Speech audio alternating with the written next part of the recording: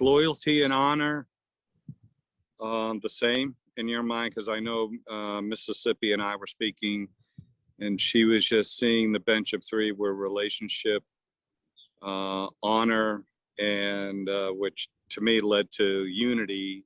And I think that's obviously what the Father is looking for us to do with each other, right? So I would say they're kissing cousins. Yeah. Because there's aspects of loyalty that they demonstrate honor, but there's if you think about loyalty is when the ship's burning down, the ship's burning to the ground, or the ship's sinking. Get my metaphors mixed up here. When the ship is sinking, I'm still going to stay on the ship with you. Yeah. To the end. Even if you sunk it. Yeah, to the end. Yep. And so there's loyalty, there's honor to that, but there's something other. I tell you that the worst parenting I've ever done is when I simply try to modify my daughter's behavior. It's the worst. There may be aspects of it where it's necessary at the time, but that's a thin stretch. It usually causes division and hurt and anxiety on both sides. But giving her the freedom to misbehave, there's been really good relational engagements in that. So like I view it as as a father, the best thing I can do is tie myself to the mast and hang on and endure it, and for the sake of engaging. And right, bro, what your daughter's very lovely. She is, but you also know that the apple don't fall too far from the tree. Oh yeah. There's a little misbehaving going on, and in all of us at different various times. Oh, they're coming after me. I gotta go, guys. Cap. Speaking of misbehaving. Well, think about this. You're talking about the relationship between honor and loyalty. When honor fails between a relationship, loyalty is the one that brings it back around. As you think about, okay, go back to David again. When he fails to honor his father, Yahweh, in his decision, right? And you can pick any one of the situations that he makes major messes in. He dishonors the name of Yahweh, even to the point where, Yahweh sends Nathan over to really rip in a new one, right? Loyalty is what restores David back, because his heart was to his father and he knew he screwed up, and his loyalty to who Yahweh was in his life and their relationship is what restored him back into a place of honoring him again. And so honor there is, that I think is another dynamic relationship between the two, is when honor fails, loyalty restores. And so they play a part together. And that to me, because we deal in a world that's broken. And when we honor each other, we maintain a relationship. But when one of the parties dishonors or falls out of honor, then the loyalty of the relationship, I'm gonna stick with you even when I screwed up. Covenant, that's what covenant is, right? Then the loyalty to the covenant allows that to be reestablished and honor to be reestablished between the two. And it's interesting because think about that, loyalty on both parts. Because when the other fails me, my honor, my loyalty to them allows me to move in my honor to bless them and to bring them back in and say, you failed, you dishonored the relationship, but my loyalty to you is going to allow you to come back and reestablish the honoring of the relationship. And Yahweh does it all the time. That's what loving kindness is. He calls us through his loving kindness to repentance. It's an honoring of the relationship in his side of the covenant. And in his honoring of his side of the covenant, he calls us back into that place of honor again, of honoring the relationship. And if our hearts are loyal, we'll return to it. But if our hearts are not loyal to the relationship, then it doesn't matter how much honoring he does to us. We'll fight to go back to that relationship because we weren't loyal to it. So they walk hand in hand. When honor fails, loyalty brings restoration. Allows that process to come back around. That resonates.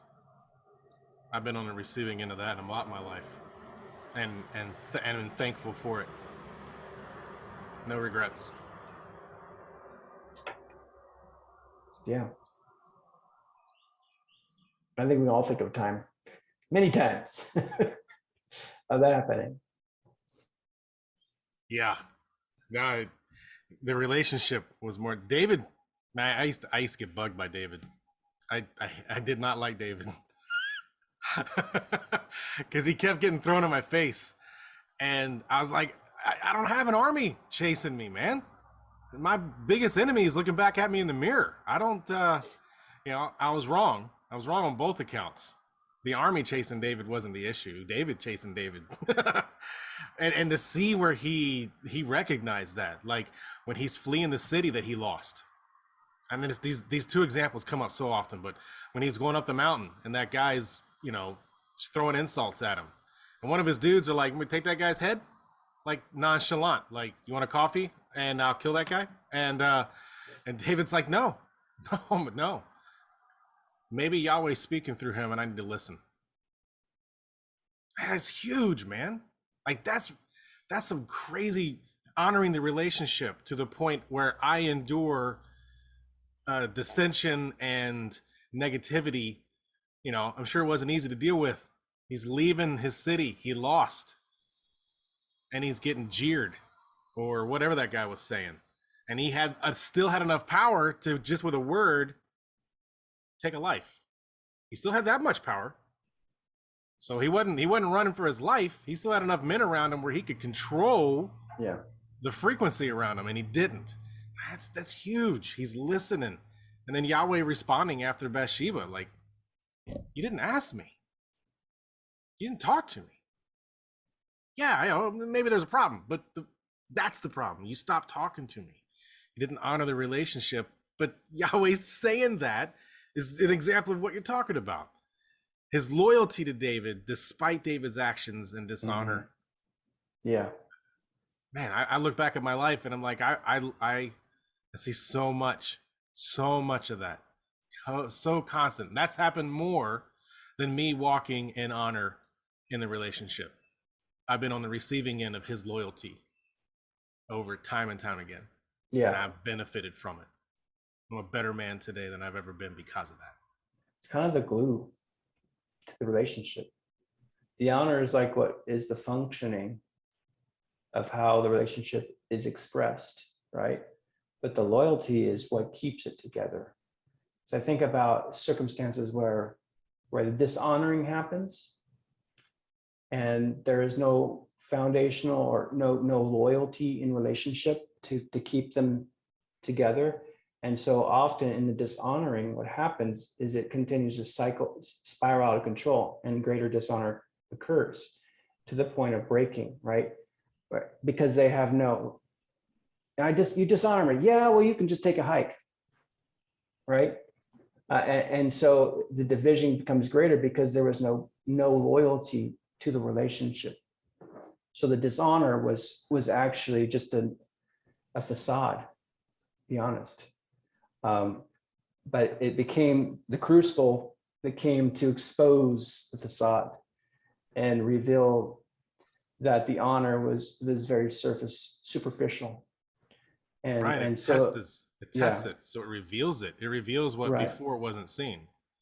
You're stacking rocks. You'll never know if they're really balanced until it's shaken a bit. Right. And endures that. So there's a beauty in that revelation that it's the way Yahweh did this. He set this world up, and Right. the way it works in the interactions, Yeah. his loyalty is revealed time and time and time and time again. And ours is too. Yeah. And the expression of honor isn't always done toward the individual in the relationship, right? It's No. it's done in towards others because it honors the relationship or how we are expected to operate in this relationship, and therefore it affects others. For again, our relationship with our Father, it dishonors our Father when we dishonor other people, right? Right. Because the context, the culture of honor within the relationship requires that we respond a certain way, not just to him, but to everyone around us. You know, like Yeshua says, "You've done it to these, you've done it to me," right? Because he's established the criteria, the honor criteria for your relationship with them, and it requires being honorable to those who are not in direct relationship with between you, right? And that is interesting how the way he has set up our relational dynamics requires that our honor for others impacts our honor for him, and that when we dishonor others, we dishonor him. And so he's from the beginning set that requirement up, which is unique, to be honest, because below the sun, I can dishonor people all day long and not dishonor certain relationships, right? This is kind of almost tribal in a sense, like, well, we can, like, just like a football team, right? You don't dishonor the colors of your team, but you could dishonor the other team all day long, you know, Right. and call them names It's and bad mouth encouraged. them. Yeah. So dishonor others outside the tribe is fine, as long as you don't dishonor the tribe. And that's a below the sun mindset. But then in walks Yeshua and says, you don't dishonor the other tribe, because if you do so, you're going to dishonor me. And this was a complete flip upside down of thinking, contrary to, because everybody was nationalized, culturalized, tribe, you know, your tribe, my tribe, and we don't play together nicely. And Yahweh's like, or Yeshua is saying, no. If you hate your enemy, you ain't any different. You want to live by the sun, you got to love your enemy. And so It's risky. dishonoring your enemy was dishonoring him. And that's a big cultural shift. And honestly, that's when we talk about honor, a culture of honor within the tribe, that's what we're talking about, is not just you and me and just us, but that honor extends to those who aren't part of us, right? Extends to every man and woman and child in humanity, even extends to creation. Those who have a right alignment and relationship and loyalty to the Father respond and don't dishonor all of creation. We don't dishonor the angels. We don't dishonor the trees around us. We don't dishonor the water, the air, and we become good stewards. You know, that's how it manifests, but that's the honor aspect, because if we dishonor those things, creation, mankind, we dishonor our Father. And it becomes a culture of honor that extends beyond just the four walls of the church and the wineskin. It goes beyond and it extends to all of the cosmos. And that is contrary to the below the sun thinking. And this is the mind-blowing aspect of what Yahweh, or what Yeshua invited us into when he started demonstrating the Father's kingdom.